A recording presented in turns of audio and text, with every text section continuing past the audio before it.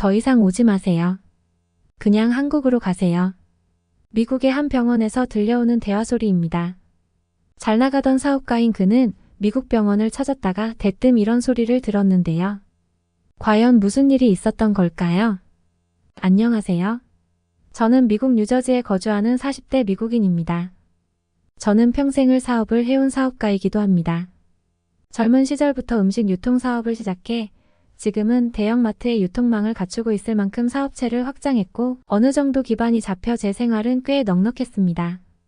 다른 사람들은 이쯤에서 시간적 여유를 갖고 사람을 더 많이 써서 역할 분담을 하라고 권유했지만 저는 일욕심이 많은 편이었기에 이를 내려놓지 못했어요.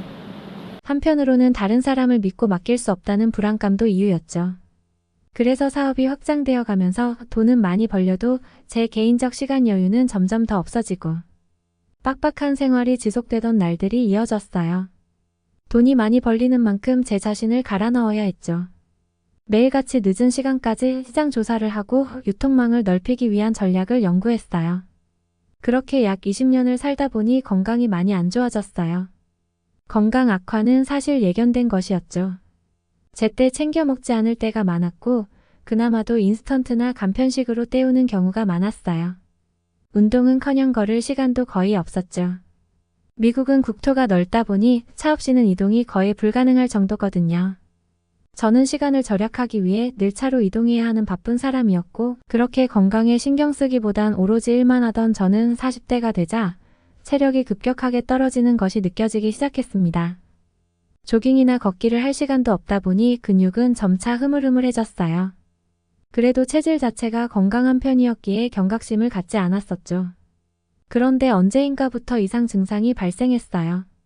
만성피로처럼 컨디션이 개운하지 않고 언제나 지치는 듯한 느낌이 들더니 점차 장 운동이 저하되며 변비와 설사가 주기적으로 나타나더라고요.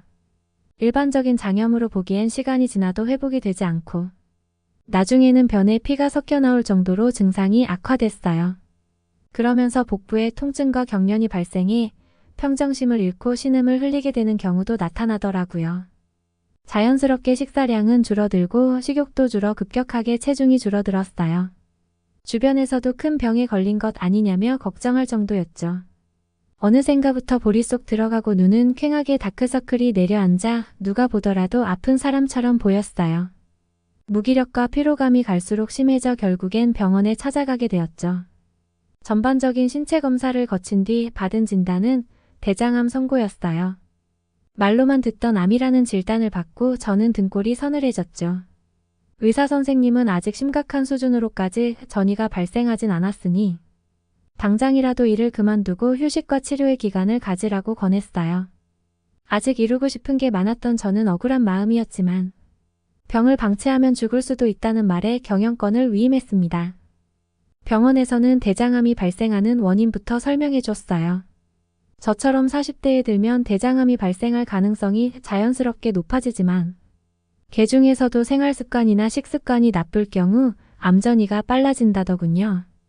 저처럼 인스턴트나 정크푸드, 패스트푸드 등의 고탄수 고지방 식단을 주로 먹게 될 경우 고지혈증이나 저섬유질로 인해 암세포가 자극받을 수가 있고 여기에 알코올 섭취나 흡연도 암을 발생시키는 원인이라고 하더군요.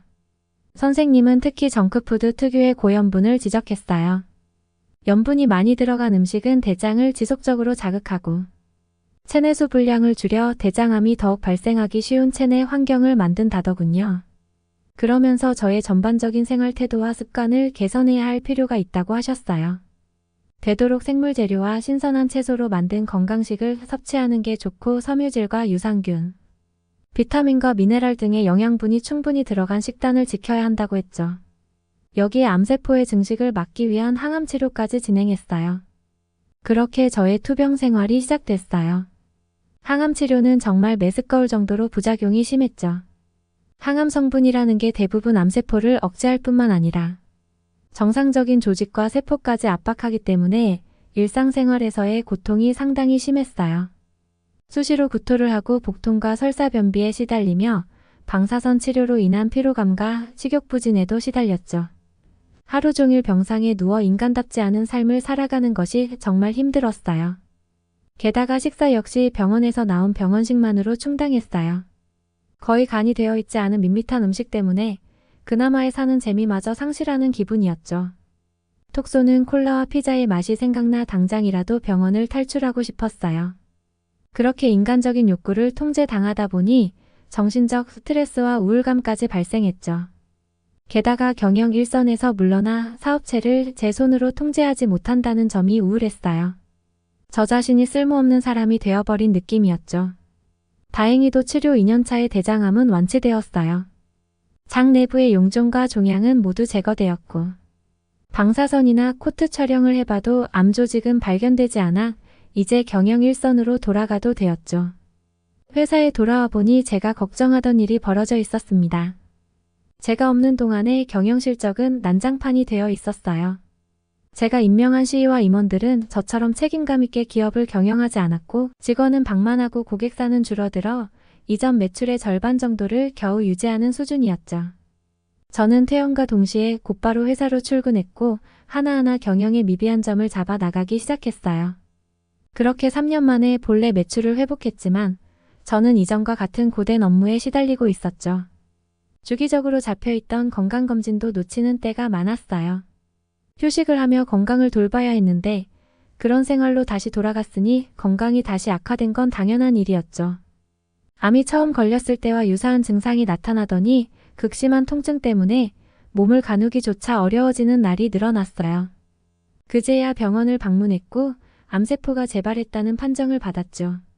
나에게 왜 자꾸 이런 일이 생기는 걸까? 하늘이 노래지는 기분이었어요.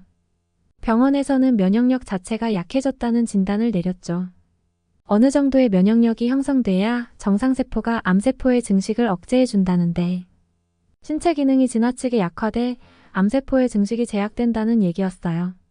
그렇다고 항암 치료를 고집하기엔 신체적 고통이 부담스럽다 보니 다른 방식의 치료 방법을 고민해 보자고 하셨죠. 암치료 선진국으로 알려진 한국에서 치료를 받아보자고요. 저는 이해가 되지 않았어요. 미국은 세계 최강 대국이고 과학은 물론 의학 수준도 세계 제일일 텐데 왜 멀고 먼 한국까지 가야 하는지 물었죠. 그러자 의사는 기술력만으로 암치료의 효용성이 높아지는 게 아니라고 했어요. 저 같은 경우는 기본적인 암치료와 함께 건강회복을 위한 대체요법까지 필요한 상황이라며 과로와 집착에서 벗어나 몸과 마음의 균형을 회복할 필요가 있다고 하시더라고요. 그러면서 한국은 암치료 부문에서 세계적으로 인정받고 있으며 각각의 환자에 대한 개인 맞춤형 치료와 몸의 면역력과 저항력을 개선하는 한방치료도 함께 받을 수 있다고 하셨어요. 더욱이 미국과 달리 암치료를 받는데 걸리는 대기 시간이 없고 전문 의료 인력과 최첨단 병원 시설을 갖추고 있어 미국의 웬만한 병원에서 받는 의료 서비스보다 한 차원 높은 치료를 받을 거라고 말씀해 주셨어요. 그러면서 업무에 집착하지 말고 이제는 완전히 사업으로부터 독립할 것을 권유하셨죠. 당분간 한국에 머물며 일에 대한 생각을 지워버리라는 말이었어요. 수명을 늘리려면 충분한 휴식으로 정상적인 몸의 기능을 회복해야 한다더라고요. 그래서 준비를 마친 뒤 한국으로 떠나게 됐어요. 병의 심각성을 깨달은 덕에 이제는 완전히 사업체로부터 손을 떼기로 했죠. 저의 지분을 챙겨 그동안의 회사 기여분을 현금과 주식으로 돌려받고 경영권을 비롯한 저의 모든 권리는 CEO와 주주들에게 넘겨줬어요. 그러자 상당한 수준의 현금이 저에게 남았죠.